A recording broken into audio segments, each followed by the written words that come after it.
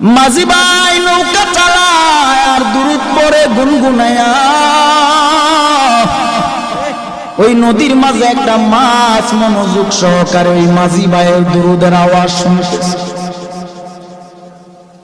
হঠাৎ এক জেলে এসে ওই মাছটাকে মেরে নিয়ে গেল। নিয়ে যাওয়ার পর বাজারে নিল, বাজারে নেওয়ার পরে বিক্রি করে। মাছটা মনোযোগ সহকারে নবীর দুরূদ শুনতেছে,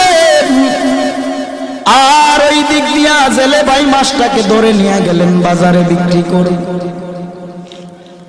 হঠাৎ করে আবু বকর বাজারের দিকে গেলেন, বাজারে যাইয়া মাছটা ক্রয় করলেন। নবীজিকে রহমাতুল লিল আলামিনকে দাওয়াত করেছে আবু বকরের বাড়িতে নবী খেতে আসবে। সুবহানাল্লাহ। আবু বকরের বাড়িতে আমার নবী খেতে আসবেন।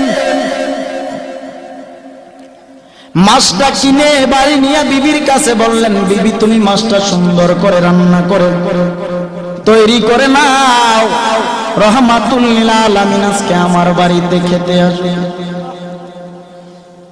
বিবি মাছটাকে কেটে রান্না করার জন্য কড়াইয়ের মধ্যে যখন রাখলেন, পাতিলার মধ্যে যখন রাখলেন, চুলায় আগুন জ্বালায়।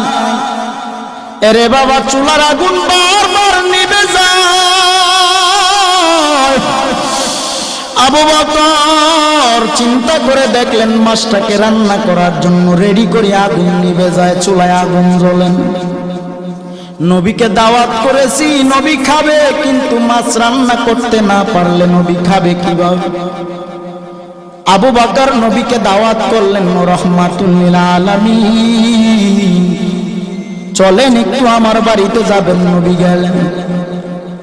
যাওয়ার পর আবু বকর সম্পূর্ণ ঘটনাটা খুলে বললেন, নবী মাছ ক্রয় করলাম, বিবিকে দিলাম, কেটে রান্না বসাবে, চুলায় যতবার আগুন দেয় আগুন নিভে যায়।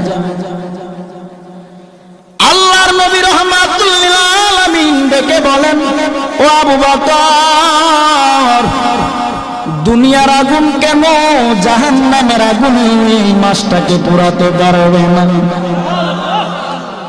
বলে কেন? নবী আমার ডেকে বলেন, ও আবু বকর, মাঝি নদীর মধ্যে আমি নবী প্রেমে পাগল হয়ে দুরূদ শরীফ পড়ি।